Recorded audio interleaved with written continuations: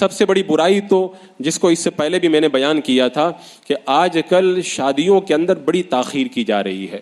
پہلے کا دور الگ تھا کہ بچہ 20 سال کے بعد میں جا کے ہوشیار ہوتا تھا. آج کل 10 سال کا بچہ ہوشیار ہو جاتا ہے, اور جب بالغ ہونے کے بعد میں وہ اپنی عمر کے کچھ حصے طے کرتا ہے تو نیٹ کے ذریعے, فیس بک, سوشل میڈیا کے ذریعے اس کی زندگی ایسے راستے پر پڑ جاتی ہے جہاں اندھیرا ہی اندھیرا اس کی نگاہوں کے سامنے ہوتا ہے. حضرات مکرم, آج جو رشتوں کے اندر تاخیر کی جا رہی ہے, شادی کا ایک مقصد ہوتا ہے. جب ہم رشتوں کے اندر تاخیر کریں گے وہ شادی کا مقصد جو ہے وہ ختم ہو کر کے رہ جاتا ہے. آپ دیکھیں میرے آقا علیہ السلام نے کیا ارشاد فرمایا.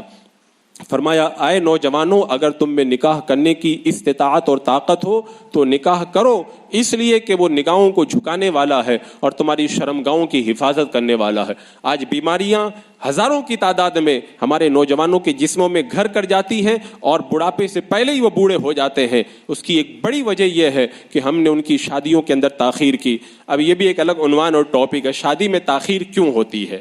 بہت ساری وجوہات ہیں. کچھ لوگ کہتے ہیں ہمارا بچہ پڑھ رہا ہے. میں کہتا ہوں کیا پڑھائی اور شادی کا آپس میں کیا ٹکراؤ ہے کیا؟ بچہ پڑھ بھی لے اور شادی بھی کر لے تو اس کے اندر کیا حرج ہے؟ ہم خود جانتے ہیں جب ہم دارالعلوم میں پڑھ رہے تھے ہمارے کتنے ایسے ساتھی تھے جن کی شادیاں بھی ہو گئی تھی, ان کے بچے بھی ہو گئے تھے اور بہترین عالم بن کر کے قوم کے سامنے وہ آئے. تو اگر کوئی شخص شادی کر کے بہترین علامہ اور مفتی بن سکتا ہے تو شادی کے بعد میں سی اے کیوں نہیں بن سکتا ہے, ڈاکٹر کیوں نہیں بن سکتا ہے, وکیل کیوں نہیں بن سکتا ہے؟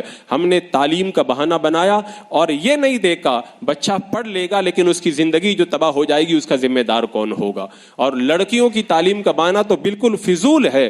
کس نے تم سے کہا ہے کہ لڑکیوں کو بے حیائی کے ذریعے جو ہے وہ تعلیم دے کر کے ان کی شادیوں کے اندر تاخیر کرو؟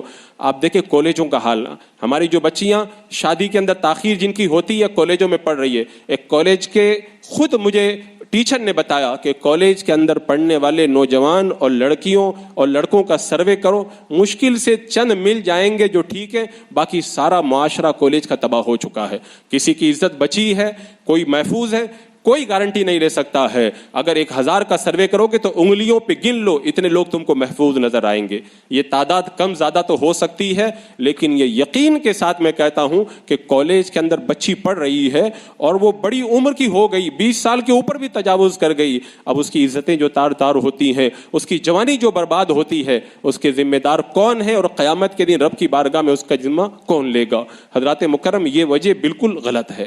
دوسری جو بڑی وجہ بتائی جاتی ہے کہ ابھی تنگ دستی کا شکار ہے بچہ, پہلے سیٹل ہو جائے تب جا کر کے شادی کریں گے. میں کہتا ہوں اللہ تعالیٰ نے سیٹل ہونے کا طریقہ ہی یہی بتایا ہے. قرآن میں کیا فرمایا؟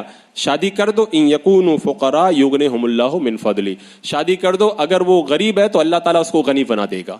اللہ تعالیٰ نے تو طریقہ ہی بتایا. ایک صحابی ہیں میرے آقا صلی اللہ علیہ وسلم کی بارگاہ میں آئے, کہ یا رسول اللہ میں بہت تنگ دستی کا شکار ہوں. میرے آقا نے فرمایا شادی کر لو, اللہ تمہاری رزق کے اندر اضافہ فرما دے گا. اور حدیث پاک میں موجود ہے, اے لوگوں تم نکاح کے ذریعے رزق تلاش کرو. شارحین فرماتے اس کا مطلب یہ ہے کہ اچھی نیت سے نکاح کرو, اللہ تمہارے رزق کے اندر کشادگی پیدا فرما دے گا. اور جو لوگ کہتے ہیں ہم نے تو شادی کی ہماری تنگ دستی دور نہیں ہوئی, تو اس میں تمہاری اپنی کمی ہے, اس پر پھر کبھی میں گفتگو کروں گا. تو شادی کر, حضرت سیدنا صدیق اکبر رضی اللہ تعالیٰ عنہ فرماتے اللہ نے وعدہ کیا ہے نکاح کرو میں تمہیں غنی بناؤں گا, تم اپنا وعدہ پورا کرو اللہ اپنا وعدہ پورا فرما دے گا. تو یہ تو سیٹل ہونے کا سب سے اچھا طریقہ ہے کہ بندہ نکاح کرے, اللہ تبارک و تعالیٰ اس کو سیٹل بنا دے گا. اور ایک بڑا بہانہ یہ لیا جاتا ہے کہ جو میری بہن کی شادی کرنا بھی باقی ہے, ابھی جو ہے وہ میرے بھائی کا بھی رشتہ باقی ہے اور اس کا رشتہ باقی ہے, دوسرے لوگوں کے رشتوں کو لے کر کے. اب ظاہر سی بات ہے وہ تمہاری بہن 20 سال کی ہے, تم 30 سال کے ہو گئے ہو, اب تم اس کا رشتہ تلاش کرتے کرتے 40 سال کے ہو جاؤ گے, تم کو رشتہ کون دے گا؟ یہ بھی ایک غلط بہانہ ہے. اللہ کے رسول علیہ السلام نے ارشاد فرمایا تمہیں کوئی رشتہ ملے, دین اور اخلاق سے تم مطمئن ہو تو نکاح کر دو, ورنہ زمین کے اندر بڑا فساد ہوگا. تم اپنی بہن اور اپنے بھائی کے لیے انتظار کر رہے ہو اور تمہارے ذریعے معاشرے کے اندر جو فساد پیدا ہو رہا ہے اس کا ذمہ دار کون ہوگا؟ تو یہ بہانہ بھی سرے سے غلط ہے کہ مجھے اپنی بہن کی شادی کرنی, تم اپنی کرو, اللہ تعالیٰ اس کے لیے بھی کوئی راستہ پیدا فرما دے گا. اسی طرح ایک بڑا بہانہ یہ بھی بنایا جاتا ہے, بلکہ بہانہ کیا, یہ تو آج کل لوگوں کا ذہن بن گیا ہے, کہتے ہیں کہ ابھی رشتہ نہیں مل رہا. رشتہ تو بہت مل رہا, آپ کو کیوں نہیں مل رہا؟ اس لیے نہیں مل رہا ہے کہ آپ جو رشتہ تلاش کر رہے ہیں وہ رشتہ آپ کو زمین پہ نہیں ملے گا، آسمان پہ ڈھونڈنے کے لیے جانا پڑے گا. آپ کی جو مانگ ہے، آپ کی جو ڈیمانڈ ہے، آپ جو چاہتے ہیں، ایسے رشتے جو ہیں وہ زمین کے اندر سڑکوں پہ نہیں ملا کرتے. آپ کی ڈیمانڈ تو خوابوں والی ڈیمانڈ ہے، وہ تو خواب ہی میں آپ کو میسر آئے گی. اور آپ نے یہ نہیں دیکھا زندگی ایک بار ملتی ہے اور جوانی جب گزر جاتی ہے دوبارہ لوٹ کر کے نہیں آتی ہے. تم مالدار اور بڑے رشتے کی تلاش کے اندر اپنی زندگی اور اپنی جوانی کو تباہ کر کے رب کی بارگاہ کے اندر کیا منہ لے کر کے جاؤ گے؟ حضرات مکرم، یہ ایک بہت بڑا المیہ ہے ہماری سوسائٹی اور معاشرے کا کہ رشتوں کے اندر تاخیر ہو رہی ہے، اور رشتوں کے اندر تاخیر کی وجہ سے معاشرے کے اندر بہت ساری برائیاں پنپ رہی ہیں. میں نے اس سے پہلے بھی کہا تھا، جوانی ایک بہتے ہوئے سیلاب کی طرح ہے. سیلاب جب آتا ہے تو اس کو راستہ دینا پڑتا ہے، اگر راستہ نہ دو تو پانی اپنا راستہ خود بناتا ہے.